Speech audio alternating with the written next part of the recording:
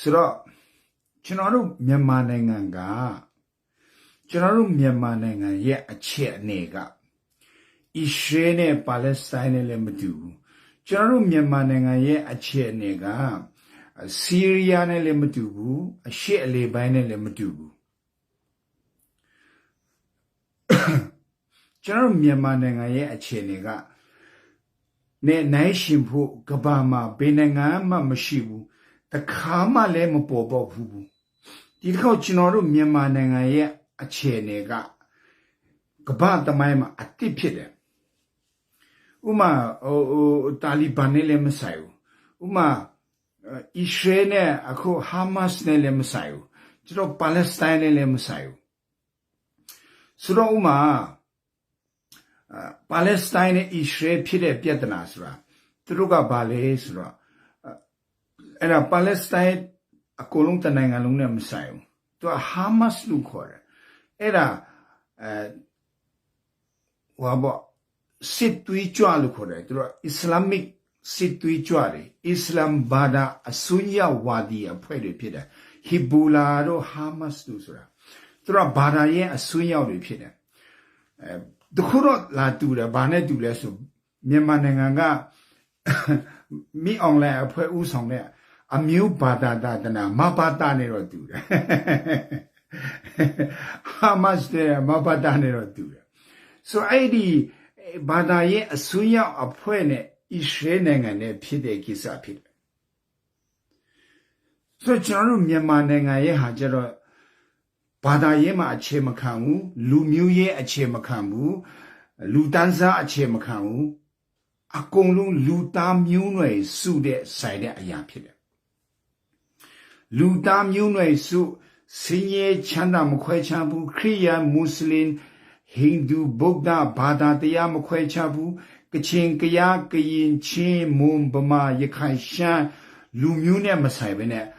တွေ့တမျှလူကိုတတ်တယ်တွေ့တမျှလူကိုဖမ်းတယ်တွေ့တမျှလူကိုပြစ်တယ်အဲ့ဒါတို့ကတကယ်ကိုဒါက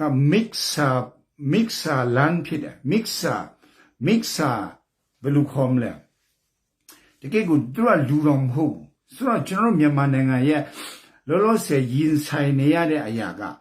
လူမဟုတ်တဲ့လူနဲ့ကျွန်တော်တို့ရင်ဆိုင်နေရတယ်ဥပမာကျွန်တော်တို့ဟာမတ်စ်မွတ်စလင်အစွန်းရောက်အဖွဲ့နဲ့အိုက်ဇက်နဲ့ဆုံတွေ့ရဆိုတော့ကျွန်တော်တို့ကအရှင်ပြေတယ်သူတို့နဲ့ညှိနှိုင်းလို့ရတယ်စကားပြောတယ်အိုက်ဇက်လို့ခေါ်တယ်ကဘာမှာအဆိုးအဆိုးမွတ်စလင်အစွန်းရောက်အဖွဲ့တော်မှာဘိုက်ကြီးတေတွေကလေးတငယ်တွေတက်ကြီးရွယ်ဦးတွေကိုမတတ်ဘူးတွေ့တယ်မြမိန်မတွေမစော်ကားဘူးဇတ်တူသားလည်းမစားဘူးအိုက်ဇက်တွေကသူတို့လူမျိုးသူတို့ရဲ့မွတ်စလင်ဘာသာဝင်တွေကိုဒီတိုင်းအာရမဒိတ်မချင်ဇတ်တူသားမစားဆိုတော့ဒီဖက်စစ်တပ်မိအောင်လည်းနဲ့အဖွဲ့ကအိုက်ဇက်ထက်တော့ဆိုးတယ်အိုက်ဇက်လောက်အဆင့်ရှိတယ်ဆိုရင်ကျွန်တော်တို့ကသူတို့နဲ့စကားပြောလို့ရတယ်အခုကသူတို့ကအိုက်ဇက်တို့အခုဒီဟစ်ဘူလာတို့ဟာမတ်စ်တို့လောက်အဆင့်ကိုမရှိဘူးတကယ်ကိုအောက်တန်းစားတယ်သူတို့နဲ့ညှိလို့မရဆိုတော့ဒီနေ့ကျွန်တော်တို့မြန်မာနိုင်ငံရဲ့အခြေအနေမှာနင်တို့တည်တဲ့အတိုင်းအခုကဗာလဲယူကောက်ပွဲဗာလဲယူကောက်ပွဲကော်မရှင်ဖွဲ့တယ်ဆိုလားမသိပါဘူးဥက္ကဋ္ဌခန့်တဲ့လူလည်းကြည့်ပါဦးနာဂစ်ဖွဲ့စည်းပုံတော့ကပြည်လုံးကျွတ်လူထုဆန္ဒခံယူပွဲလုပ်တယ်လို့ပြည်သူတွေတောက်လေးတည်တဲ့အချိန်မှာသူတို့လူချင်းတဲ့ဥပဒေကိုသူတို့ပြဋ္ဌာန်းတယ်ပြည်လုံးကျွတ်ဆန္ဒခံယူပွဲဆိုကျွန်တော်လည်းမထည့်မိပါဘူးဒီနာဂစ်ဖွဲ့စည်းပုံကိုကျွန်တော်လည်းသဘောမတူဘူးလေသူတို့ကကြည့်ရတာကျွန်တော်အိမ်ထောင်စုကကျွန်တော်အမေတွေအဖေတွေစီမှာတောင်းပြီးကျွန်တော်မင်းစင်းအောင်ထည့်လိုက်ပြီလားမသိပါဘူးအဲ့ဒါနဲ့ထောက်ခံပြီးမှဦးသိန်းစိန်အစိုးရတက်လာတော့အစိုးရလုံးပြောလို့မရသူတို့ဖက်စစ်တပ်တွေတက်လာတော့2010ယူကောက်ပွဲတုန်းကရဲလဲပြီးခိုင်ဖြူပါတီကိုရှိသည်များမဲတွေကျူတီမဲရောမူးပေါ်ကနေပြန်ဆင်းလာတဲ့မြေရောမြေအောက်ကနေထွက်လာတဲ့မြေရောရှိသည်များမဲတွေမဲ တွေနဲ့သူတို့ဖုတ်ပါတီနိုင်အောင်လုပ်ပေးတဲ့တကယ့်ကိုကပအချင်းပြတ်မယုံကြည်ရဆုံးသူကအခုရွေးကောက်ပွဲဥက္ကဋ္ဌနေရာမှာပြဝင်လာတယ်အဲ့ဒီမျိုးတကယ့်ကိုဖုတ်အားပေးတကယ့်ကိုမိအောင်လာရဲ့လူကရွေးကောက်ပွဲကိုတကယ့်ကိုရွေးကောက်ပွဲကိုဥဆောင်မဲ့ဥက္ကဋ္ဌတဲ့ EUC လား UEC ဥက္ကဋ္ဌပြီးမှရွေးကောက်ပွဲလုပ်ပေးမဲ့လူလဲရှိတယ်များလူကြီးမှမသိမိန်းမမသိကလေးမှမသိတွေ့တယ်များလူကိုရိုက်တယ်တတ်တယ်ခိုးဆိုးလူရက်နေတဲ့ဒီဖက်စစ်တပ်ကကျင်းပပေးမဲ့ရွေးကောက်ပွဲတဲ့အဲ့ဒီရွေးကောက်ပွဲကိုရွေးကောက်ပွဲဝင်ပါမယ်လို့တွားပြီးမှစီးရင်တင်တဲ့ရွေးကောက်ပါတီတွေလဲအများကြီး50-60တခါမှတော့မကြဘူးဟိုမှာကိုကြီးတော်ပါသွားတယ်ဘယ်သူများဆေးမတိုက်လိုက်လဲမသိဘူးကိုကြီးတို့ပြည်သူ့ပါတီတော်ပါသွားတယ်တကယ်ကိုအန်အိုဖွယ်သူစံတော့အရာတွေမြန်မာနိုင်ငံမှာဖြစ်နေကျွန်တော်သူတို့တွေဆေးများမာစားထားသလားအစိတ်များမိထားသလားမဟုတ်လေတခုခုများမိထားသလားလို့တော့မှထင်ရတော့တယ်ကြည်စမ်းဒီမှာအခုသူတို့ကဘာမှလုပ်လို့မရအောင်အခုသူတို့ကဘာလိုက်နေလဲဆိုတော့ PDF လို့ခေါ်တယ်ပြည်သူ့ကာကွယ်ရေးတပ်ဘယ်မှာလဲသူတို့ရဲလေတိချင်တယ်ပြီးမှ NUG ကဘယ်မှာလဲသူတို့ရဲလေတိချင်တယ် NUG ဘယ်မှာလဲတဲ့ NUG ရှိတဲ့နေရာကိုပြောပြရဲသူတို့ကတင်းတောင်းလောက်များပေးမလားတော့မသိဘူး NUG ဘယ်မှာလဲလို့သူတို့ကျွန်တော်လာမေးလို့မေးကျွန်တော်ပြောပြလို့ရတယ် NUG ရှိတဲ့ရုံးဆိုင်တဲ့နေရာကိုကျွန်တော်ကောင်းကောင်းသိတယ်ဖက်စစ်တပ်မိအောင်လည်းတဲ့အဖွဲ့က NUG တွေဘယ်မှာရှိလဲ CRPH အဖွဲ့ဝင်တွေ NUG တွေဘယ်မှာရှိလဲဆိုတော့သူတို့ရဲလဲစိတ်ဝင်စားတယ် NUG ဘယ်မှာရှိတယ်လဲဆိုတာကိုသူတို့ကကျွန်တော်လာမမေးဘူးမေးသူတို့စုငွေတင်းတောင်းလောက်ထုတ်လိုက်ရင်ကျွန်တော်ပြောပြတယ်အဲ့ဒီတင်းတောင်းကိုကျွန်တော်ယူလိုက်မယ်ပြီးမှကျွန်တော်စစ်ဆောင်တွေကိုပေးလိုက်မယ် KIA ကိုလူလိုက်မယ် NUG ရုံးဆိုင်ရဘယ်မှာလဲသူတို့ရဲလဲတိချင်တယ်လိုက်ကလော်နဲ့ရဲလဲလိုက်အခုဆိုရင်ကျွန်တော်တို့ KNU KNLA များဆုံစီယာ group ဆို60ခိုင်တော့ဒလန်တွေကြီးပဲကျွန်တော်ဒီမိုကရေစီချင်းမြတ်နုသူများဆုံစီယာ group တို့ဆိုဒလန်တွေတဝက်ကြော်ရှိတယ် CRPH ချင်းမြတ်နုသူများဆုံစီယာ group ဆိုဒလန်တဝက်ကြော်ရှိတယ် NUG ထောင်းခံသူများအဖွဲ့ဒလန်တဝက်ကြော်ရှိတယ်ဆိုတော့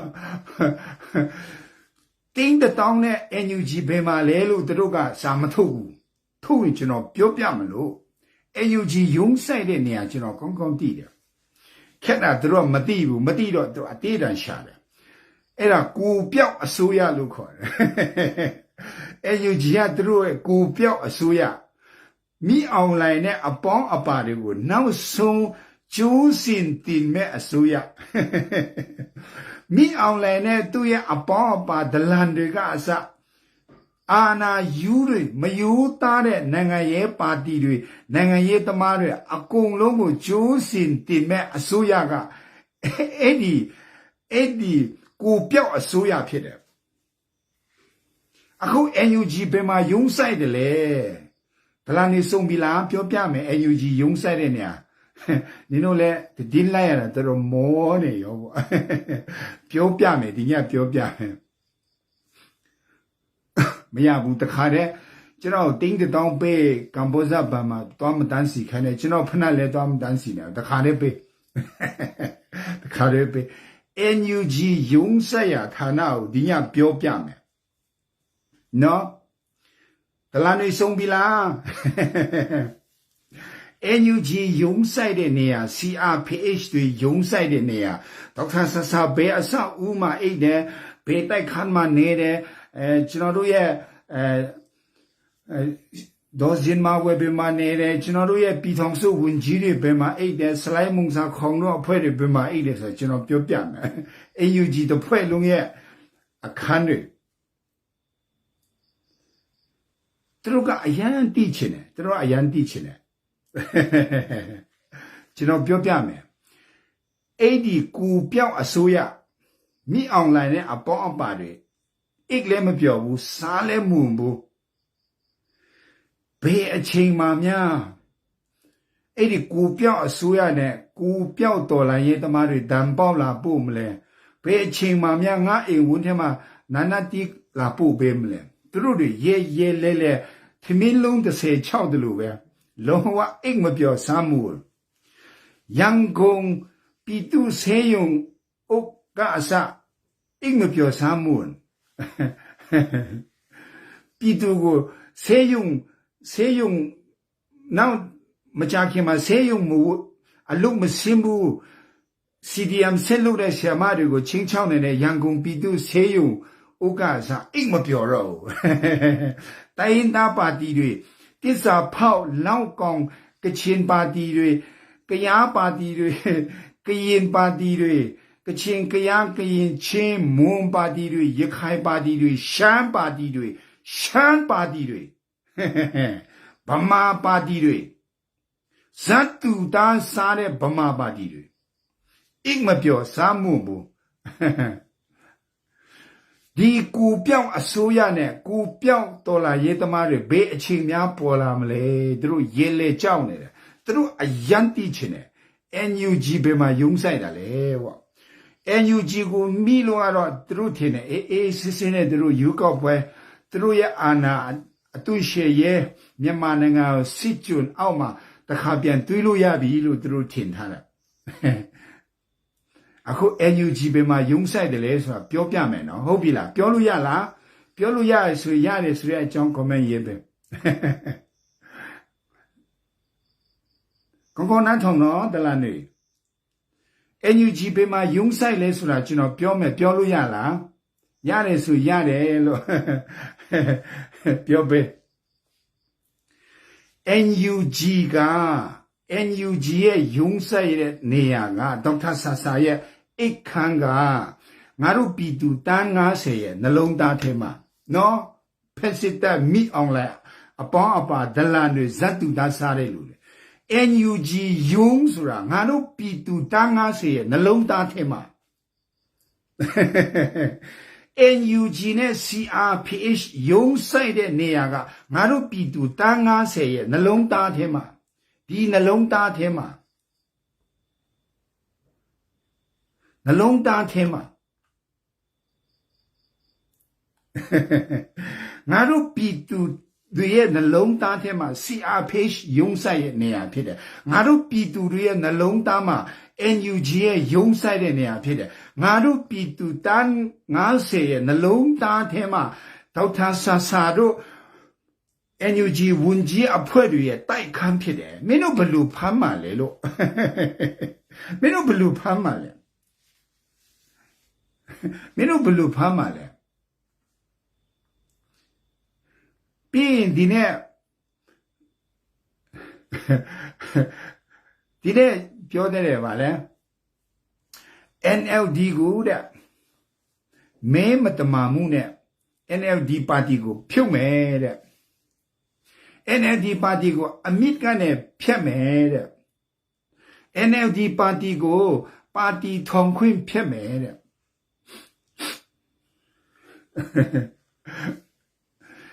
NLD ပါတီကိုကျွန်တော်တို့ပြည်သူတွေကကိုးကွယ်နေတာမဟုတ်ဘူး NLD ပါတီပေါ်လာလို့မြန်မာနိုင်ငံမှာအလင်းတန်းတေးလေးစမြင်ရတာဖြစ်တယ်အဲ့ဒါကိုကချင်ကရားကရင်ချင်းမွန်ဗမာရခိုင်ရှမ်းစစ်တော်ကောင်ဖုတ်ပါတီတို့ခင်ဗျားတို့ကြိုက်မကြိုက်တာလက်ခံရမယ်မြန်မာသမိုင်းမှာပထမဦးဆုံးဒီမိုကရေစီရဲ့အမီးအရတာကိုပထမဦးဆုံး မိတ်ဆက်ပေးတာ NLD ပါတီဖြစ်တယ် NLD ပါတီကိုနင်တို့အမြင့်ဖြတ်မှရမယ်မဖြတ်ဘူးဆိုရင်ဒီမိုကရေစီဆက်ပြီးရှင်တန်နေလိမ့်မယ် NLD ပါတီကိုဖြတ်လိုက်မနေ့ညကျွန်တော်ပြောပြီးနင်တို့မပြောခင်ကတည်းက NLD ပါတီကိုနင်တို့ဖြုတ်လို့မယ်ဆိုတော့ငါတို့သိတယ်ဖြတ်လိုက်ဘာမှမဖြစ်ဘူး NLD ပါတီမရှိနဲ့ NLD ပါတီကပေးထားတဲ့လွတ်လပ်ခြင်းအရသာဒီမိုကရေစီရဲ့အရသာကပြည်သူတန်း90ရဲ့ယင်ထဲမှာဝင်သွားပြီ NLD ပါတီကိုနင်တို့ကမတရားအတင်းကျပ်ရပြီးမှလိုင်စင်တင်းတာမကဘူး NLD ပါတီရုံးကိုနင်တို့မီးရှို့အရေးဖြောရန်ကုန်မြစ်ထဲမှာတွန်လိုက်ဘာပြဿနာမှမရှိဘူး NLD မရှိတော့ပေမဲ့ကျွန်တော်တို့ရဲ့နိုင်ငံတော်အတိုင်ပင်ခံပုဂ္ဂိုလ်ဒေါ်အောင်ဆန်းစုကြည်မရှိတော့ပေမဲ့မြန်မာမြေပေါ်မှာဒီမိုကရေစီဆိုဘယ်တော့မှချုပ်ငင်းမှာမဟုတ်တော့ကျွန်တော်ပြောပြမယ်နင်တို့အင်မတန်ကြည့်လို့မရတဲ့ဒေါ်အောင်ဆန်းစုကြည်ကမြန်မာမြေပေါ်မှာဒီမိုကရေစီမျိုးစီလာချပေးတဲ့အဖွားကြီးဖြစ်တယ်နင်တို့ပြောနေတဲ့မုတ်ဆိုးမအခုမြန်မာဒီမိုကရေစီရှင်တန်ဖို့ NLD နဲ့ဒေါ်အောင်ဆန်းစုကြည်မရှိတော့ပေမဲ့ပြည်သူတန်း90မှာတာဝန်လုံးလုံးရှိသွားပြီဆိုတာနင်တို့အဖွဲ့တွေဒါတော့မစင်စားတတ်ပဲနဲ့ NLD ကိုမဲတယ်ဆိုတာနင်တို့တော်တော်လေးကိုနင်တို့ရဲ့အဆင့်အတန်းတွေကတကယ်ကိုဘလို့မှလေးစားစရာမရှိဘူးကွာဒီမိုကရေစီတခုကလူပုဂ္ဂိုလ်နဲ့မဆိုင်ဘူးဒီမိုကရေစီဆိုတာမျိုးစိနဲ့တူတယ်အခုမြန်မာမြေပေါ်မှာကျွန်တော်တို့မြန်မာနိုင်ငံပြည်သူတွေရဲ့နှလုံးသားထဲမှာအဲ့ဒီဒီမိုကရေစီဆိုတဲ့မျိုးစိအပြင်ပေါက်သွားပြီလေကချင်ကယားကရင်ချင်းမွန်ပမာရခိုင်ရှမ်းမရွေအကုန်အပြင်ပေါက်သွားပြီဒီမိုကရေစီကကျွန်တော်တို့ပြည်သူတွေရဲ့နှလုံးသားမှာအပြင်ပေါက်သွားပြီနင်ဘယ်လိုဆွဲလို့မလဲဒီမိုကရေစီကိုမုန်းနေဆိုရင်ပြည်သူတန်း90ကိုဟစ်တလာလိုမျိုးအစိတ်နဲ့အကုန်လုံးတန်း90လုံးတက်လိုက်ပြည်မြန်မာနိုင်ငံမှာနင်တို့ကြံဖို့နဲ့အဲ့ဒီမအားလာကိုထောက်ခံတဲ့ပါတီတွေနဲ့နင်တို့ဘယ်နေခဲ့အဲ့လိုမှရတော့မှာဒီမိုကရေစီနင်တို့ဖြုတ်လို့မရတော့နင်နေပပနိုင်ငံကိုလည်းအုပ်ချုပ်ချင်တဲ့နည်းနည်းပါခေါင်းလဲတော့နည်းနည်းတုံးတယ်နည်းနည်းအပ်တစ်လဲပါလေလို့ပေါ့အခုကျွန်တော်တို့ဒါတော့မှကျွန်တော်တို့ဖက်ဒရယ်ရဲ့အရသာကိုကျွန်တော်တို့မခံစားရသေးဘူးအခု Gen Z တွေကဖက်ဒရယ်ဆိုတဲ့ music ကိုချနေတယ် Generation Z နဲ့ဒီတစ်ခေါက်ຫນွေဦးတော်လန်ရဲက NLD မချလိုက်ရတဲ့ music NLD မတီထောင်လိုက်ရတဲ့ဖက်ဒရယ်ဆိုတဲ့အရသာကိုပြန်ပေးတော့မှ NLD နဲ့ဒေါ်အောင်ဆန်းစုကြည်ကဒီမိုကရေစီမျိုးစီချပြီးဒီမိုကရေစီဆိုတဲ့အပြင်က NLD ရုံးခန်းမှာမဟုတ်ဘူးအဲ့ဒါခုနင်တို့ဖန်ထားတဲ့လွတ်တော်အမတ်တွေအထဲမှာမဟုတ်ငါတို့ပြည်သူတွေယင်ထဲမှာဒီမိုကရေစီဆိုတဲ့အပြင်ပေါက်သွားပြီနင်ဘယ်လိုလုပ်တော့မှာလဲလို့ဆိုတော့အခုဒီ Gen Z တွေကဖက်ဒရယ်ဆိုတဲ့ music ကိုချနေပြီဒီတစ်ခေါက်ຫນွေဦးတော်လန်ရဲကချနေပြီအဲ့ဒီဖက်ဒရယ်ဆိုတဲ့အပြင်မပေါက်အောင်နင်တို့ဖက်စစ်တပ်မပြောနဲ့ CRPH NUG တော့မှတားလို့မရတော့ဘူး KIA လည်းတားလို့မရဘူး KNU လည်းတားလို့မရတော့ဗုဒ္ဓဘာသာလည်းဝန်တားလို့မရဘူးခရစ်ယာန်လည်းဝန်တားလို့မရဘူးမွတ်စလင်လည်းဝန်တားလို့မရဘူးဟိန္ဒူလည်းဝန်တားလို့မရဘူးအမေရိကန်လည်းဝန်တားလို့မရဘူးနေတိုးလည်းဝန်တားလို့မရဘူးအဲ့ဒီဖက်ဒရယ်ဆိုတဲ့ music ကအခုငါတို့ပြည်သူတန်း90ရဲ့နှလုံးသားထဲမှာအညောင်ထွက်လာပြီအပင်ပေါက်တော့မယ်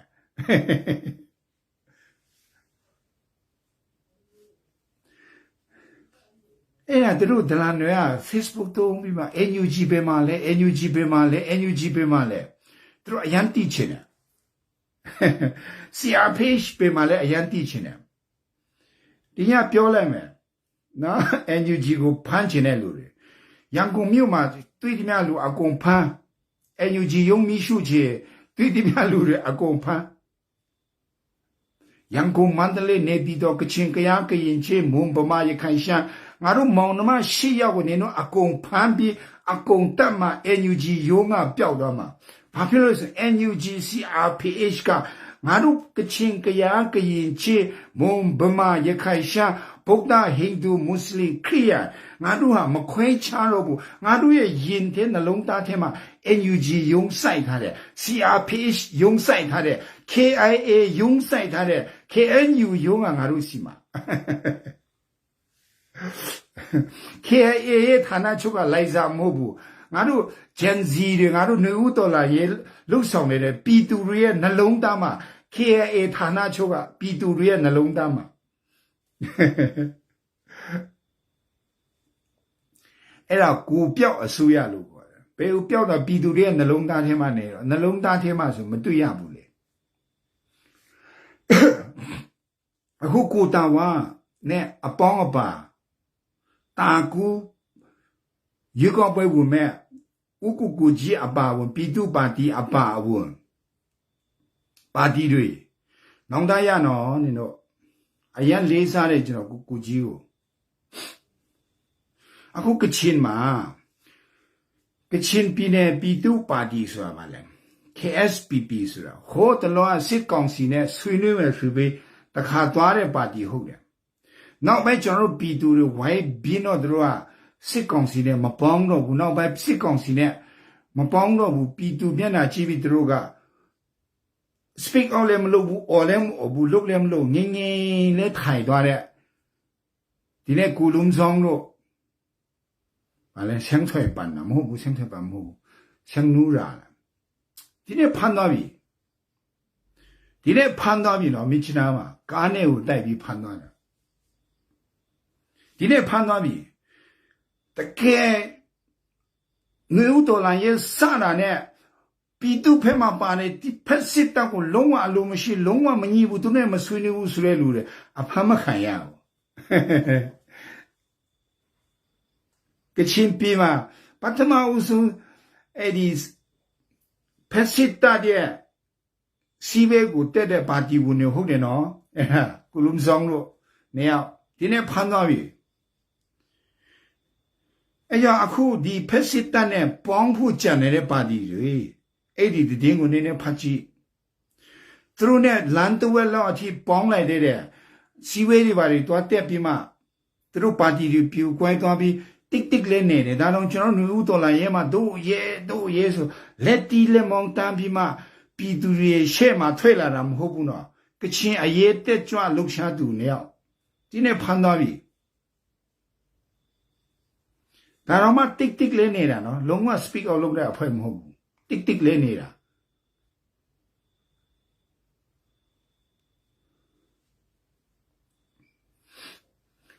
အဲ့တော့ဒီပွဲမှာအပူအေးကွဲရတယ်ကျွန်တော်ချမ်းစာမှာပြောလေဆိုဖျားခင်တင်ဟာနဲ့အပူလည်းမဟုတ်အေးလည်းမဟုတ်တဲ့နေ့ကငါထွေးထုတ်လိုက်တော့မယ်ဒီပွဲမှာပြည်သူဖက်မှာပါမလားဖက်စစ်တပ်ဖက်မှာပါမလားဆိုတာကျွန်တော်ကရှင်းလင်းကျွန်တော်ဆုံးဖြတ်မယ့်အချိန်ဖြစ်တယ်တာကူးတွေဟိုဘက်ဒီဘက်ခွာတဲ့လူတွေလုံးဝမရဘူးကျွန်တော်အမှုတော်ဆောင်တွေကအစဘာသာရေးသမားတွေအဆုံးခရိယန်ဗုဒ္ဓဟိန္ဒူမွတ်စလင်မာလည်းကျွန်တော်တို့အမှုတော်ဆောင်တွေလည်းတာကူးလုပ်လို့မရဘူးကျွန်တော်ကျမ်းစာမှာဘုရားသခင်ကကျွန်တော်တင်းတို့ဆရာဆိုတာကိုယ့်ရဲ့အတင်းတူအတင်းသားတွေကိုမတရားမှုကိုမုန်းအောင်ဒုစရိုက်ကိုမုန်းတတ်အောင်ကျွန်တော်တုန်တင်ပေးရတယ်ပြီးတော့ကိုယ့်ရဲ့ယုံကြည်သူအတင်းတို့အတင်းသားတွေကိုတရားသောအမှုကိုချစ်တတ်အောင်တရားသောအမှုကိုမျက်နှိုးတတ်အောင်တရားသောဖက်မှာအသက်ရှင်တတ်အောင်ကျွန်တော်တင်းတို့ဆရာတွေတုန်တင်ပေးရတယ်ကိုယ့်ရဲ့အတင်းတို့အတင်းသားနဲ့အတူဝမ်းမြောက်တတ်တယ်လို့ကိုယ့်ရဲ့အတင်းတို့အတင်းသားတွေပျော်တဲ့အချိန်မှာဝင်ပြီးပျော်ပေးရတယ်ကိုယ့်ရဲ့အတင်းတို့အတင်းသားတွေငိုကြွေးနေတဲ့အချိန်မှာသူတို့နဲ့အတူတူကျွန်တော်တို့ကငိုကြွေးပေးရတယ်သူတို့လောင်းနဲ့ဆွန်းကြတော့စားတယ်သူတို့ပေးတဲ့အလူငွေကြတော့ယူတယ် ကိုယ့်ရဲ့အတင်းသူအတင်းသားဖြစ်တဲ့ပြည်သူတွေငိုကြွေးနေတဲ့အချိန်မှာအစော်ကားခံနေတဲ့အချိန်မှာအသက်ခံရတဲ့အချိန်မှာငါတို့ဘာသာရေးနဲ့နိုင်ငံရေးဘာဆိုင်လဲဆိုပြီးနေထိုင်နေကြည့်ပါလားအဲ့ဒီနိုင်ငံရေးလုံနေတဲ့ပြည်သူတွေကြွေးတဲ့ခမင်းကိုတင်စားနေတာလေသူတို့လောင်းတဲ့ဆုံးကိုတင်စားနေတာလေသူတို့ပေးတဲ့အလူကိုတင်ယူနေတာလေဘလို့လုပ်ပြီးဘာသာရေးနဲ့နိုင်ငံရေးမဆိုင်ရမှာလေလို့ဒါဆိုနောင်ဖက်ဒရယ်ပြည်ထောင်စုရောက်ရသွားတဲ့အချိန်မှာငါတို့အမှုဆောင်တွေအဲ့ဒီຫນွေဦးတော်လန်ရဲမှာဖက်ဒရယ်ကလူတွေရှိမှာအလူလဲလာမခံနဲ့ဆွန်းလဲလာမခံနဲ့ရမလားအဲ့ချင်းကြတော့မျက်နာပြုံးဖြီးဖြီးနဲ့ငါတို့လဲဆူတောင်းပေးပါတယ်ရမလားနင်တို့တင်းတို့ဆရာတွေနင်တို့ဖုန်ကြီးတွေဆူတောင်းတာမဟုတ်ငါတို့အတင်းတို့အတင်းသားတွေအတန့်ခံအစော်ကားခံနေရကြားတွေကမျက်ရည်ကျပြီးငါတို့လဲဆူတောင်းပြီးမှတိုက်ပွဲဝင်နေတာပဲဖယားသခင်ဆိုတာဘာသာတရားဆိုတာမင်းတို့လိုဖုန်ကြီးတွေခရိယန်ဖုန်ကြီးတွေမွတ်စလင်ဖုန်ကြီးတွေဟိန္ဒူဖုန်ကြီးတွေဂေါရခါဖုန်ကြီးတွေအတွေ့ပဲမဟုတ်ဘူးတဒေါင်းစားဖြစ်ဖြစ်အယက်သမားဖြစ်ဖြစ်ဘိန်းစားဖြစ်ဖြစ်လူတိုင်းအတွေ့ဟုတ်တယ်ဖယားဆိုတာဖုန်ကြီးဆိုတာအခွင့်ထူးခံမဟုတ်ဘူးခရိယန်ဖုန်ကြီးပဲဖြစ်ဖြစ်ဗုဒ္ဓဖုန်ကြီးပဲဖြစ်ဖြစ်မွတ်စလင်ဟိန္ဒူအခွင့်ထူးခံမဟုတ်ဘူးအဲ့တော့ကျွန်တော်တို့ခရိယန်မှာတူထင်းလို့ခေါ်တယ်အဲ့ဒါတော့ reverend လို့ခေါ်တယ်ဗမာလိုတူထင်းလို့ခေါ်တယ်တိခါတော်ရတူထင်းတဲ့တူထင်းဆိုတာဘာလဲဆိုရင်တူးတွေဟာအားငယ်တတ်တယ်မျက်စိမမြင်ဘူးတူးတွေကိုညကြရင်မြေခွေးတွေလာစားတယ်လာလူစားတယ်လာကြိုက်စားတယ်အဲ့ဒီမြေခွေးတွေရဲ့ရံကိုရှေ့ဆုံးကနေမရပ်ပြီးမှအဲ့ဒီရံတွေကိုတိုက်ပေးတာဖြစ်တယ်အဲ့ဒီမျိုးအားနေတဲ့အားငယ်တဲ့တူးတွေရှေ့မှာအတေခံပြီးတိုက်ပေးတဲ့လူကိုတူးထင်းလို့ခေါ်တယ်တာကူခြံစည်းကိုခွာတဲ့တင်းုပ်ဆရာတွေကိုတူးထင်းလို့ခေါ်တာမဟုတ်ဘူးအဲ့ဒါတာပေါင်းညာစားတင်းုပ်ဆရာတွေတာပေါင်းညာစားဗုဒ္ဓဘာသာဖုံတွေတာပေါင်းညာစားမွတ်စလင်ပလီဆရာတွေတာပေါင်းညာစားဟိန္ဒူပလီဆရာတွေခိကောင်းတဲ့အချိန်ကျတော့ကောင်းကြီးတွေပေးလိုက်တာအလူငွေများများပေးတဲ့ချိန်ကျရေလေပြုံးနေရောဒါမျိုးကိုယ့်ရဲ့အတင်းသူအတင်းသားတွေကိုယ့်ရဲ့တကာမတွေငူကျွေးနေတဲ့အချိန်မှာစော်ကားခံရတဲ့အချိန်မှာနင်တို့ဘယ်ပြောင်းနေလဲလူဆိုတာမရှက်တတ်ပေမဲ့ကိုစားခဲ့တဲ့ဆိုကိုယူခဲ့တဲ့အလူငွေတွေကိုနည်းနည်းအာနာတတ်ရတယ်နည်းနည်းပါမရှက်တတ်ပေမဲ့အာနာတတ်ရတယ်နော် CDM နဲ့ခရိယန်ဓမ္မအမှုတော်ဆောင်တဲ့ဘာဆိုင်လဲတဲ့ပကဲကိုဖက်စစ်တမိအောင်လာရဲ့အသွေးရခေါ်တယ်ဒါလူသားမျိုးနွယ်စုနဲ့ဆိုင်တာဖုန်ကြီးပဲဖြစ်ဗုဒ္ဓဖုန်ကြီးပဲဖြစ်ခရိယန်ဖုန်ကြီးပဲဖြစ်မွတ်စလင်ဖုန်ကြီးပဲဖြစ်ဟိန္ဒူဖုန်ကြီးပဲဖြစ်ကျွန်တော်တို့ကလူနဲ့ဖျားကြားမှာရက်တဲ့သူတွေကျွန်တော်တို့ကဖျားတခင်နဲ့တရေတဆယ်တွေပိတ်တာတွေကြားမှာရက်တာမို့ငါတို့ကလူနဲ့ဖျားကြားမှာအမှုဆောင်တဲ့လူတွေအခုမျက်ရည်ကျငုံချွေးနေတာပိတ်တာတွေမဟုတ်ဘူးတရေတဆယ်တွေမဟုတ်ဘူးလူလေကိုယ့်ရဲ့အတင်းသူအတင်းသားတွေကိုယ့်ရဲ့တကာမတွေငုံချွေးနေတယ်အစော်ကားခံနေတာကိုစူတောင်းပေးမယ်နော်ရမလားကျွန်တော်လည်းတင်းလို့ဆရာပဲကျွန်တော်လည်းလုတ်တတ်တာပါခရိယန်တွေမှာအရင်ကြောက်ဆရာကောင်းတယ်ကွာစူတောင်းပေးမယ်နော်ဘုရားသခင်တတ်နိုင်တယ်ဘုရားသခင်တတ်နိုင်တာနေမပြောလဲအယူကအစတိတယ်နော်အယူကအစတိတယ်ကျမ်းစာမှာဒီလိုပြောတယ်ယုံကြည်ခြင်းဆိုတာအကျင့်နဲ့မရောနှောရင်အသေးဖြစ်တယ်တဲ့ယုံလဲယုံရတယ်လို့ကိုလုတ်တင်တာလဲကိုလုတ်ရတယ်လုတ်ဆရာရှိတာလဲကိုပြက်တန်းလုတ်ရတယ်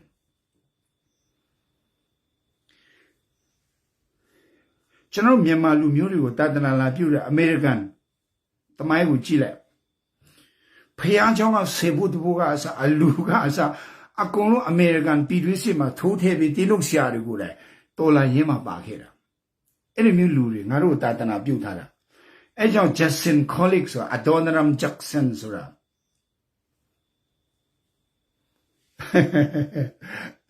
ဒီညတော့ကိုပောင်ကိုနေနဲ့လန်ထောင်းတယ်လေကျွန်တော်မှလေရန်သူတဖြည်းဖြည်းနဲ့များလာပြီနော်မအားလာမမဟုတ်အခုပါနိုင်ငံရေးတာကူပါတီတွေရောပြည်သူစစ်တွေရောအခုခရိယာရောဗုဒ္ဓရောဟိန္ဒူရောမွတ်စလင်ရောတာကူတွေအကုန်လုံးကျွန်တော်မှရန်သူတွေဝိုင်းနေတယ်ဘယ်မှမဆိုင်ဘူးနူးတော်လန်ရဲ့ပြီးလို့နင်တို့ရဲ့ဖျားချောင်းတွေမှာငါ့ကိုတရားမဟောခိုင်းလဲဘယ်မှမဆိုင်ဘူးဘာမှဖြစ်ဘူးတရားဟောရမှာမဟုတ်ဘူးငါတို့ဟာ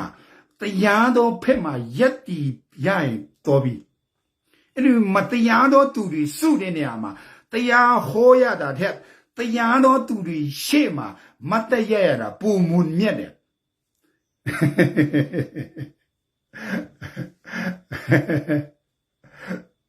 ဆိုတော့ကဲအခုတချက်တဖြည်းထားလိုက်မယ်အခုကိုတာဝရဲ့ကိုတာဝရဲ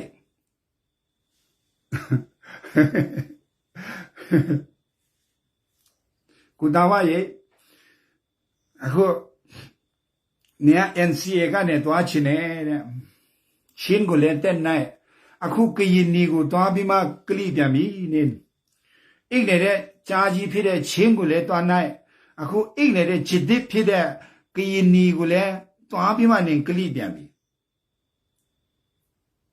အခုဘယ်လိုလုပ်မလဲအခုကချင်နဲ့လည်းနေရာမတည့်ဘူးချင်းနဲ့လည်းမတည့်ဘူးဟိုမှာနေရခိုင်နဲ့လည်းနေရာမတည့်ဘူးပလောင်နဲ့လည်းမတည့်ဘူးကိုကောင်းနဲ့လည်းမတည့်ဘူးကျွန်တော်ထင်တာနဲ့ကရားနဲ့များတည့်မလားဒီနေ့ကရားကအကြီးအကျယ်နင်းကိုကန်နေပြီအလိနင်းကိုကန်နေပြီအခုမကြခင်မှာမွန်အထကန်အောင်မှာ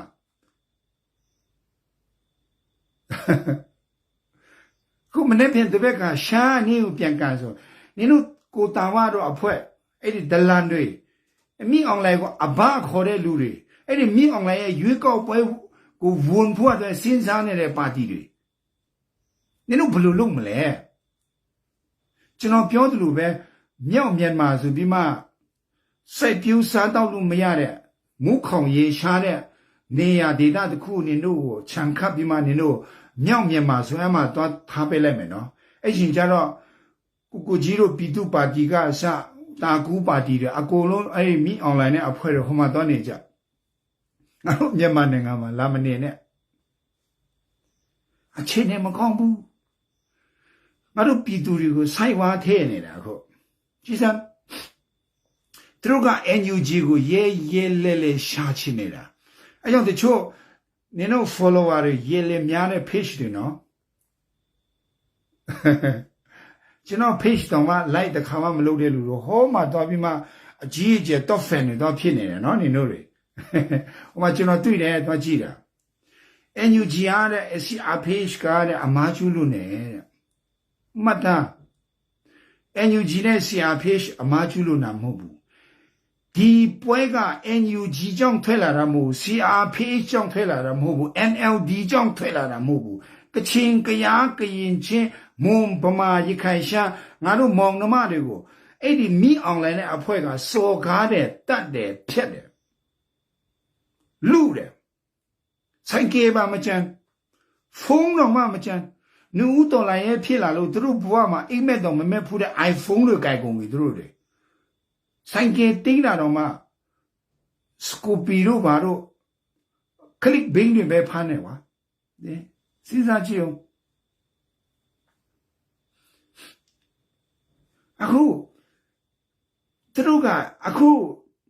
ကချင်မှာလဲဒလန်ရှိတယ်နော်ကချင်နဲ့ဒလန်ရှင်းတော့မရှင်းဘူးဆိုဒီနေ့နေတော့တွေ့တယ်မလားတေချွာလှရှားသူနေရာကိုဖမ်းသွားပြီသူတို့ကကိုယ်ကားနဲ့တိုက်ပြီးရှင်းနေတယ်ရှင်းပြောလိုက်သူတို့ကားက10တန်းမပြည့်ဘူးငါတို့ကတန်း90နော်ကားချင်းပြိုင်တိုက်မလားကဲဟုတ်ပြီကားချင်းပြိုင်တိုက်မလားသူတိုက်ကူတိုက်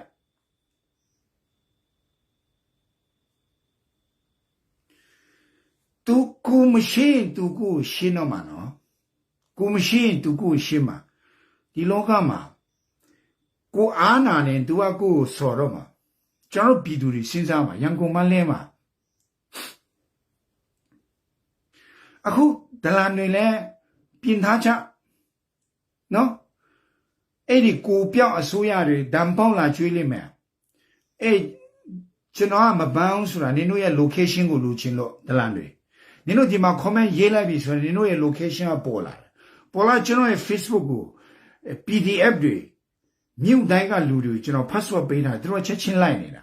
လိုက်ပြီးနင်တို့အိမ်တန်ပေါက်လာပို့ရင်ကျွန်တော်ကြောင့်မဟုတ်ဘူးနော်ကျွန်တော်လုံးဝမလုပ်ကျွန်တော်ဖုန်းကြီးကျွန်တော်လူတက်တဲ့အလုပ်ဘယ်တော့မှမလုပ်ဘူးသူတို့တွေနင်တို့အမှ comment ရေးလိုက်နဲ့နင်တို့ရဲ့ location လို့ခေါ်နင်တို့ကနေရအိမ်နံပါတ်အတိအကျလမ်း Google နဲ့ပြပေးလိမ့်မယ်ပြပြီဆိုတော့နင်တို့အိမ်ကိုအိမ်တရရောက်ဒံပေါက်လာပို့လိမ့်မယ်နာနာတိလာပို့လိမ့်မယ်ဒလန်တွေများရဲနော်ကျွန်တော်လာအမဟုတ်ဘူးနင်တို့ဖွင့်ထားပေးဆိုတာငါမှအကြောင်းရှိတယ်နင်တို့ကိုငါတော့ဘန်းလိုက်နင်တို့လိုက်လို့မရတော့နင်တို့မဘန်းမနဲ့လွတ်ထားပေးတာလွတ်ထားပေးဆိုနင်တို့ကိုကြိုက်ချင်လို့အကောင်းနဲ့လွတ်ထားတာမဟုတ်ဘူးနင်တွေပါအလောက်တော့မှအစင်တမ်းမရှိအောင်တော့မပြည့်ဒလန်မလုံးနဲ့အဲ့အစင်နဲ့ဒလန်လုံးအတက်မရှိဘူးနော်ဆိုတော့အခုကျွန်တော်ဒီမိုးဆိုးဖက်နီးစပ်တဲ့လူတွေအခုကရင်နေဖက်မှာပြန်ပူပေါင်းရအောင်ကျွန်တော်ကရင်နေနဲ့နီးစပ်တဲ့လူငယ်တွေပြန်ပူပေါင်းရအောင်ကျွန်တော်ဒီဖက်ထိုင်းဖက်ချားလူတွေမဲအောင်ဆောင်ဖက်ကလူတွေထိုင်းဖက်မှာနေတဲ့ကျွန်တော်မြို့ချစ်လူငယ်တွေကျွန်တော်ကရင်နီလူငယ်နဲ့ပူပေါင်းရအောင် PDF နဲ့ပူပေါင်းရအောင်ကရင်နီလက်နက်ကင်အဖွဲ့နဲ့ပူပေါင်းရအောင်ကျွန်တော်ဒီပွဲတော့သူဖြုတ်ကူဖြုတ်ပဲသူဖြုတ်ကူဖြုတ်ပဲကိုမဖြုတ် तू ကကိုကားနဲ့တိုက်နေတာကွာကိုကရှောင်းတာ तू ကတိုက်တော့မထူးဘူးလေအတိုက်ကားအတိုက်ခိုင်းမဲ့တူတော့နေကားနဲ့တိုက်လိုက်ပေါ့ကိုမတိုက်လေကိုကားပြက်မယ်အဖမ်းခံမယ်တူတော့အဖမ်းခံမလားကားလေးပြက်တဲ့လူလေးအဖမ်းခံရတဲ့အချုပ်သေးလေးကြားတယ်ဆိုမထူးဘူးလေကိုတိုက်လိုက်ရင်ကိုလွတ်ကောင်းလွတ်နေတယ်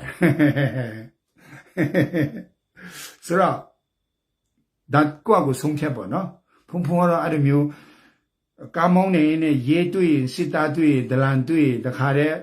ဒီယာနံပါတ်1ထည့်ပြီးမှလီဘာကိုမိုက်ကိုနင်းပါလို့ဖုံကအဲ့လိုတော့ပြောလို့မရဘူးလေငါတို့ကဖုံကြီးတွေကိုလူတွေကိုအဲ့လိုမျိုးလုတ်ပါလို့ကျွန်တော်တို့သွားတင်မဲလို့မရဘူးကားမောင်းသွားရင်နဲ့ကားမှလည်းဖူးလိုက်ပြီးမှ acid long ပါရေနွေးနဲ့ပက်ပါနာနာတီချခဲ့ပါကျွန်တော်တို့ဖုန်ကြီးတွေအဲ့လိုမျိုးသွားတင်ပေးလို့မရဘူးကျွန်တော်တို့ကအမှန်တရားပေါ်အောင်ပဲကျွန်တော်တို့ကတရားတယ်မတရားတယ်ပဲကျွန်တော်တို့ကပြောပြလို့ရတယ်ကာမောင်းတိုင်းနဲ့ရေးတွေစစ်သားရဲ့တွေ့ acid နဲ့ပက်ပါမှန်ဖွင့်ပြီးမှကားနဲ့ဂျီယာနံပါတ်2လောက်ထည့်ပြီးမှတခါတည်းကျုံးပလိုက်ပါလို့တွေ့သည်များဒလန်တွေရဲတွေတည်င်းပေးတွေကိုကားနဲ့ကျုံးပါလို့ကျွန်တော်တို့ဖုန်ကြီးတွေဘယ်လိုလုပ်ပြီးတော့ပြောလို့ရမှာလဲလို့ကျွန်တော်ဖုန်ကြီးတွေကလူတွေကိုမေတ္တာအကြောင်းပြောရတယ်အကျွတ်တရားပြောရတယ်မရဘူးကျွန်တော်ဖုန်ကြီးတွေအဲ့လိုမျိုးပြောလို့မရဘူးနင်တို့ကားမောင်းနဲ့ရန်ကုန်မှာလင်းမှာလမ်းကြားမှာခွေးတွေဝင်လာရင်ကားရက်ွက်ကကား10စီးအစီး20လောက်ဆက်နူးပြီးတခါတည်းရေးတွေစစ်သားတွေအယောက်20 30ကား50စီးနဲ့ဝိုင်းတိုက်ကြပါဟဲ့အမုန်းဆွဲလို့ကျွန်တော်တို့ဖုန်ကြီးတွေဘယ်ပြောလို့ရမလဲဒါဖုန်ကြီးလေအဲ့လိုမျိုးသွားပြောလို့မရဘူးကျွန်တော်ဖုန်ကြီးတွေကမေတ္တာတရားပြောရတယ်ချစ်ချင်းမေတ္တာပြောရတယ်ဆိုတော့ဟုတ်ပြီဆိုတော့ကျွန်တော်တို့အခုကရင်နီဖက်မှာဒါနင်တို့သဘောပဲပြိုင်ကားပဲမောင်းပြိုင်နော်နင်တို့ Formula 1ပွဲပဲချင်းပါနော်ရှိသမျှဘက်ထရီအိုးတွေကိုမန်ထဲမှာထည့်ထားပြီးမှဘက်ထရီအိုးနဲ့ပဲဒါနင်တို့ရဲ့လုပ်ပဲနင်တို့ရဲ့ right ပဲဒီနင်တို့ရဲ့ right ပဲဖုံတော့တားလို့တော့မရဘူးလုပ်ပါလို့လဲကျွန်တော်တို့ကလုံးစော်လို့မရဘူးဒါကျွန်တော်တို့ကဖုန်ကြီးတွေအလုပ်ကမဟုတ်ဘူးနော်ဟုတ်ပြီဆိုတော့ကျွန်တော်ကီနီဖက်မှာတစ်ချက်တော့ကျွန်တော်တို့ပူပေါင်းရအောင်အာယုံ给你边来上药，钦派来补帮药。假如是开的天白路的钦派补帮药，你给人比如地片凹派嘛，假如给你的派嘛，假如补帮药，可也呗，太派嘛，系列假如你嘛比大的，假如没有上派个呢也没有上派个呢，假如给你比太温路也没有上。给你都看的是看嘛，新年的路的，估计嘛来那趟的路的罢了。是那爱的每行上都看的是看嘛，给你都看的是看嘛，你的假如对起你过的，假如给你比度的过的，吃了不帮呀，第八嘛，吃那肉，对也没西不，其实你那也烂江上没西不，我带地变嘛不。你没有听到人说，那片线也么啦，没讲不，叫哪了不？你没有是干个，扑把地呢，过野出了吧了，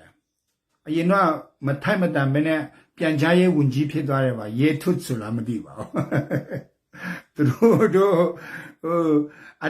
这好嘛，马萨拉怕，阿那新看嘛，别那个也为判东大的阿鲁鲁的路的标的是个，俺都内务多了也，前几日也那弄的嘛，你那也来没西不？俺都缅甸那个地铁收下来没西了，缅甸那个也阿龙松别东也撇到里面，没阿龙松别东也没标呢，啊谁当阿下嘛，你帮抢谁了？俺都啊，阿宁松不啊嘛，别那边的，俺都不啊，的刚才那点也没西，啊恐怕拉抢啥么呢？把么路去嘛，可俺说龙松刚啥业务，多铺啊对，假如周边口中午吧么讲贡献嘛，像假如给你派的吃了假如的吃了不帮呀，假如过年给谁也派这个啥，假如路单来的派个保护来的路来，假如给你派嘛保护呀。发的比汤数亚多比那，个人你比路边标破对，个人你路眼的边标吧，个亚数啦，哎呀，五年问今天多的，那米，那就那他妈呀，就那地了，哎呀，个亚么个人你，个人你，那就那地了，可能你，多个人你路边野的，都个人你是啦，被多嘛。English 奥嘛 ，English da won la da， ကရင်နီဆိုသူ့နိုင်ငံနဲ့တူနေတာနော်သူ့နိုင်ငံနဲ့တူနေတာကရင်နီဆိုတာနောက်မှလူကောင်းအောင်ဆိုပြီးကရားဆိုပြီးပြောင်းပေးလိုက်တာအဲ့ဒါကရင်နီလူဆိုတာသူ့ရဲ့ဖြစ်တည်မှုကိုကျွန်တော်တို့ကတော့ဖျက်ပေးလို့မရဘူးမယုံရင်ကရား stick ရောက်ရင်ကရားပီရောက်ရင်နင်တို့ကဘာလူမျိုးလဲကရားလူမျိုးလားလို့မေးကြည့်လိုက်တယောက်မှမကြိုက်ဘူးကရင်နီပဲသူများမကြိုက်တဲ့ဟာကိုကျွန်တော်တော့ပြောပေးလို့မရအဲ့ကရင်နီကျွန်တော်တယောက်နဲ့တယောက် respect လူဆိုတာတယောက်နဲ့တယောက်လေးစားပေးရတယ်ဥမာကချင်းကရားကရင်ချင်းမွန်ဗမာရခိုင်ရှမ်းအင်္ဂလိပ်ကမှာ cross culture လို့ခေါ်တယ်မတူညီဖြစ်ကျွန်တော်တို့ကတယောက်နဲ့တယောက်ငါနဲ့မတူငါရန်တူမဟုတ်ဘူးနဲ့မတူညီတဲ့အရာတွေကိုနားလည်ပေးရတယ်အားနေတော့သူတွေအားနေခြင်းကိုကျွန်တော်တို့ကနားလည်ပေးရတယ်ကျွန်တော်မတူညီတဲ့အရာကိုကျွန်တော်ညှိနှိုင်းပြီးမှတူညီတဲ့အရာတွေပေါင်းပြီးကျွန်တော်အတူတကွနေထိုင်ရတယ်ဂီတာလူမျိုးပေါ့တိကျိုးနဲ့6ကျိုးကမညီဘူးဒါပေမဲ့အဲ့ဒါကိုညီအောင်ညှိတဲ့အောင် rhythm လို့ခေါ်တယ် grand ဆိုအကုန်တီးလိုက်မှကျွန်တော်မြန်မာနိုင်ငံလဲဗမာတမျိုးပဲရှိပြောရှာမကောင်းကျွန်တော်ရုံစုံကချင်းကရားကရင်ချင်းမွန်ဗမာရခိုင်ရှမ်းကျွန်တော်ပြည်ထောင်8ပြည်ထောင်အဲ့ဒီထဲမှာကျွန်တော်တို့ကချင်းမှာမြို့နယ်စုတွေအများကြီးချင်းမှာမြို့နယ်စုတွေအများကြီးကျွန်တော်တို့ရောင်စုံပန်းခဲ့တော့တကယ့်ကိုလာပတဲ့နိုင်ငံအဲ့လိုမျိုးကျွန်တော်တို့အတူတူကစုပေါင်းနေထိုင်ကြတယ်အဲ့တော့ကရင်နီဘက်မှာတစ်ချက်လောက်ကျွန်တော်တို့ speak out လုပ်ပေးအောင်ကရင်နီကိုချင်းကိုလည်းဆက်ပြီးကျွန်တော် speak out လုပ်ရအောင်ကချင်မှာလည်း view ဟာအရာစလောင်းကုန်းကိုပြန် fight နေလို့ကြားတယ်ဒါပေမဲ့ KA တော့တည်မထုတ်ပြန်တော့ဘူးတည်ထုတ်လိုက် Facebook ပေါ်တက်လာပြီဆိုဟိုသူတို့ရဲ့လက်ဓာတ်တွေကပြန်လာပြီလားပြဿနာရှာတော့အခု KA ဘာလို့တော့မထုတ်ပြန်တော့ဒါမဲ့ကျွန်တော်ပြောနေတာတခုတော့ KIA ဒီတစ်ခေါက်ပွဲမှာဝင်လာသူတို့ဘက်ကီယာဖြုတ်ထားလိုက်ပြီတဲ့နောက်ဆုံးလို့မရတော့ဘူးတဲ့ရန်ကုန်မလဲကကျွန်တော်ဗမာညီကိုတွေနောက်ဆုံးလဲသူတို့ KIA အဖွဲ့တွေနောက်ဆုံးလို့မရတော့ဘူးတဲ့သူတို့ဘက်ကီယာဖြုတ်ထားလိုက်ပြီတဲ့ဒီပွဲဝင်လာတာဟုတ်ပြီနောက်ဆုံးချင်းတဲ့လူတွေမြောက်မြန်မာမှာသွားနေကြဒီပွဲကကျွန်တော်တို့ကတရေလည်းမရှိဘူးအလေးထိုးဟုတ်ပြီကျေးဇူးတင်တယ်ဒီညဒီလောက်ပဲပြောမယ်ကျွန်တော်ကရင်နီဘက်မှာတစ်ချက်လောက်ကျွန်တော် speak out လုပ်ရအောင်ကရင်နီကိုလူမှုကေဆေးရဲတွေလက်လက်မိဒီလောက်ပြန်ပြီးမှပါဝင်ရအောင်ဟိုဘက်မှာစစ်ဆောင်တွေပြန်ရှိတော့မယ်အဲကြောင့်ထိုင်းနိုင်ငံမှာရှိတဲ့လူမှုကေဆေးရဲတွေမဲအောင်ဆောင်ချင်းမိုင်ဘက်မှာရှိတဲ့ကျွန်တော်လူမှုကေဆေးရဲတွေရှမ်းလူမှုကေဆေးရဲတွေကရင်နီလူမှုကေဆေးရဲတွေကျေးဇူးပြု၍ကျွန်တော်ကရင်နီပြည်ကရားလို့ခေါ်တဲ့ကရင်နီပြည်ကိုတစ်ချက်လောက်ပြန်ပြီးကျွန်တော်ပြန်ပြီးမှကူညီရအောင်လို့ကျွန်တော်တစ်ချက်လောက်တိုက်တွန်းချင်တယ်ပြီးမှကျွန်တော်ချင်းကိုလည်းတောက်လျှောက်ကျွန်တော်မီဇိုရော့ကာအိုင်ဟိုဘက်နာဂလန်ဟိုဘက်ကျွန်တော်အိန္ဒိယမှာရှိတဲ့ကျွန်တော်လူမှုကိစ္စတွေကျွန်တော်ချင်းညီကိုတွေကျွန်တော်တို့ရဲ့ချင်းညီကိုတွေတစ်ချက်လောက်တတ်နိုင်တယ်လို့လုပ်ပေးကြပါ speak out လုပ်ပေးကြပါကူညီပေးကြပါလို့ကျွန်တော်ခွန်အားပေးချင်တယ်ကျွန်တော်နိုင်ငံတကာမှာရှိတဲ့ကျွန်တော်ညီကိုမောင်နှမတွေလည်းအခုဖြည်းဖြည်းနဲ့ကျွန်တော်တို့ကစစ်မျက်နှာပြင်ကျေလာပြီကိုပြောက်တတ်မတော်ရှိတယ်အဲ့ PDF နာနာတီကွန်မြူနီထောင်ထားတဲ့ကိုပြောက်တတ်မတော်တံပေါက်ဆိုင်ဖွင့်ထားတဲ့ကိုပြောက်တတ်မတော်ပလာတာကွန်မြူနီထောင်ထားတဲ့ကိုပြောက်တတ်မတော်တယ်မြန်မာနိုင်ငံမြို့နေတိုင်းမှာရှိတယ်မြို့နေတိုင်းမှာရန်ကုန်မှာဆိုသူရက်ကွက်လိုက်သူတို့တွေနေမအိတ်ညမအိတ်တံပေါက်လိုက်ပို့နေတယ်နာနာတီလိုက်ပို့နေတယ်ကိုတာဝရေရတဲ့ဖျားဆန်လေး၄၅ချောင်းတော့အမေနဲ့ယူပြီးအိတ်ပါလို့ကိုတာဝကိုလည်းကျွန်တော်ကိုဒလာနယ်အဖွဲ့တွေခြံစည်းကိုခွတ်ထားတဲ့အဖွဲ့တွေမိအွန်လိုင်းနဲ့အပေါ်အပါနဲ့ယူကောက်ပွဲဝင်မဲ့အဖွဲ့တွေအုတ်ကြီးအုတ်ငယ်အုတ်ချုပ်ရဲမှုကအစနော် CDM လုပ်နေတဲ့ဆရာမတွေဆရာဝန်တွေဘန်ဝန်ထမ်းတွေကိုဖိအားပေးနေတဲ့ညွန်ကြားရဲမှုတွေဆေးရုံအုတ်ရန်ကုန်ဆေးရုံအုတ်တွေရန်ကုန်ပြည်သူဆေးရုံကြီးရဲ့ဆေးရုံအုပ်တွေကအစနော်နင်တို့ရဲ့အနာနာမှာပဲကူပြောက်တတ်မတော်ရှိတယ်ပြည်သူတတ်မတော် PDF တွေရှိတယ်ဓမ္ပေါတွေဘာတွေလူချီ007ကိုနှိမ့်လိုက်သူတို့လာပို့ပေးတယ်အိမ်တရရောက်နော်ဓမ္ပေါတို့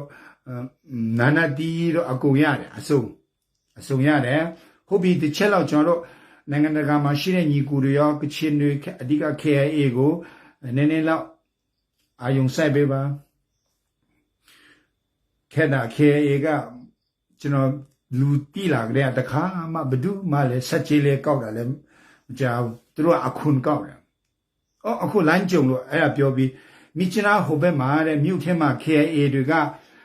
ပတ်စံလာတောင်းတယ်စက်ကြီးလာကောက်တယ်ဆိုတဲ့ဟာတွေကြားရတယ်ကျွန်တော်ပြောပြမယ်အဲ့ဒါမြေခွေးဦးရဲ့လူတွေနော် KIA အင်ဂျီဝမယ်ကချင်စကားပြောလိမ့်မယ်ပြီးမှ22ကြိုင်လိမ့်မယ်ကချင်မှာဒလန်တွေအများကြီးမိအောင်လိုက်ရဲ့မွေစာသားကချင်တွေအများကြီးသူတို့တွေလာတောင်းနေမပေးနဲ့နော်မပေးနဲ့ KIA ကပြည်သူရှင်းတဲ့အတင်းအဓမ္မဘေဒေါမပတ်စံကောက်တဲ့အဖွဲ့မို့ဒီနူဦးဒေါ်လာရေးမှာတော့ရေတစ်ခွဲတိုက်ပါလို့မပြောဘူး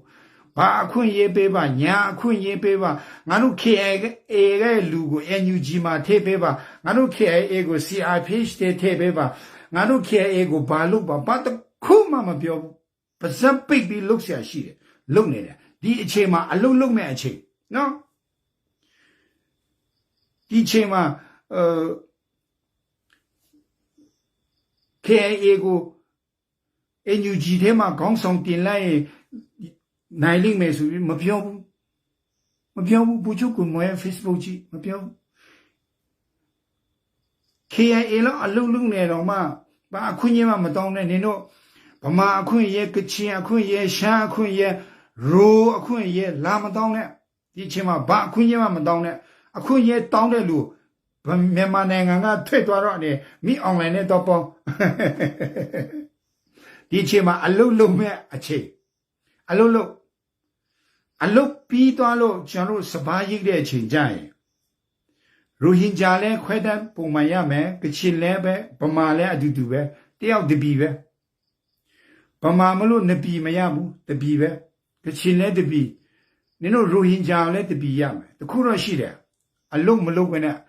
အခွင့်အရေးပဲ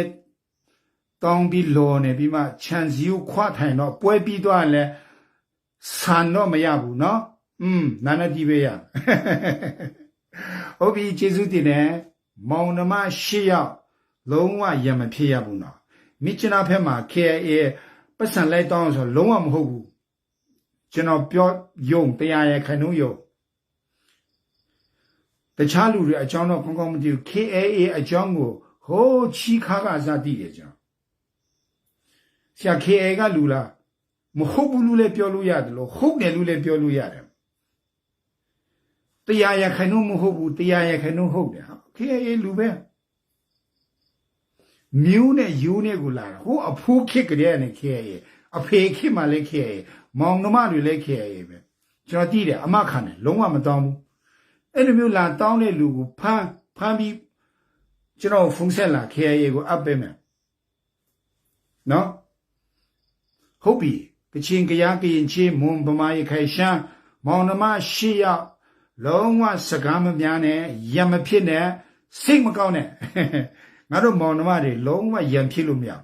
ဒီပွဲရဲ့တော့ကငါတို့မောင်နှမတွေရံမဖြစ်ဖို့ပဲငါတို့ကချင်ကယားကရင်ချင်းမွန်ဗမာရခိုင်ရှမ်း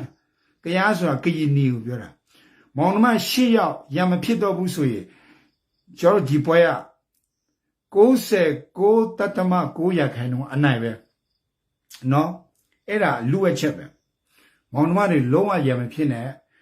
တွေးခွဲစကားမယုံနဲ့ကျွန်တော်တို့ဇွေစွာဖြစ်ချစ်စေတဲ့အရာဘာတစ်ခုမှမယုံနဲ့ဒီချိန်မှာဘာတွေးခွဲတဲ့ post အကုန်ထုပါရှုပ်တယ်တော်သူ blue mark ကလို့ red mark ပဲဖြစ်နော်အကုန်လာရှင်းတော့ဒီချိန်မှာ mix ရန်သူကွဲတော့ကျွန်တော်မောင်နှမတွေရံမဖြစ်ဒီပွဲကပြက်တယ်ကျွန်တော်မောင်နှမ၈ယောက်